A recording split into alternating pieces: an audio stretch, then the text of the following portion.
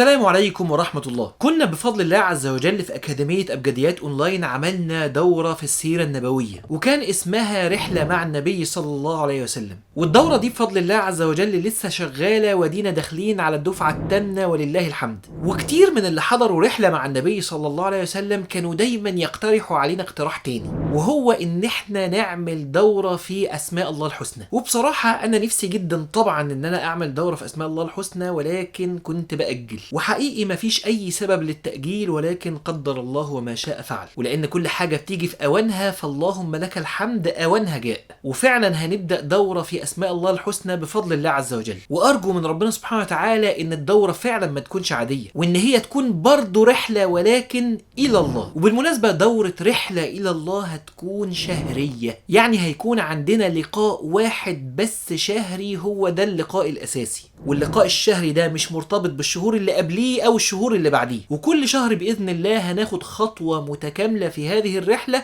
ونقطع جزء من الطريق. والدورة بالمناسبة معكوسة، أو بيتهيألي إن هي كده معدولة، مش عارف ليه بقول كده، لأننا هنبدأ كل اسم بأنا محتاجه قد إيه وعايزه قد إيه. فمن عرف نفسه عرف ربه، فنعرف احنا قد ايه محتاجين ربنا سبحانه وتعالى ونتعرف على ربنا، فنروح لربنا، فندرس اثر الاسم علينا وكيفية التعبد بيه والتخلق بيه وموانع ده كمان، ونحول الكلام النظري لبرنامج حقيقي عملي نطبقه طول الشهر. فانا مش محتاج منك الا ساعة في الاسبوع من اسبوع واحد في الشهر نعرف ربنا سبحانه وتعالى فيه اكتر، وناخد البرنامج بتاعنا. ولما تعرف ربنا سبحانه وتعالى اكتر هتحبه اكتر، ولما تحبه اكتر تقترب منه أكتر، ولما تقترب من ربنا سبحانه وتعالى أكتر، ربنا سبحانه وتعالى هو اللي يقرب منك أكتر وأكتر وأكتر. ولو حد بيسأل طب باقي الشهر هنعمل إيه؟ فالإجابة إن رحلتك إلى الله عز وجل لازم تفضل مستمرة طول الشهر. فغير المحاضرة عندك واجب خاص بالاسم انت لازم ان انت تعمله وتقطع بيه جزء من الطريق،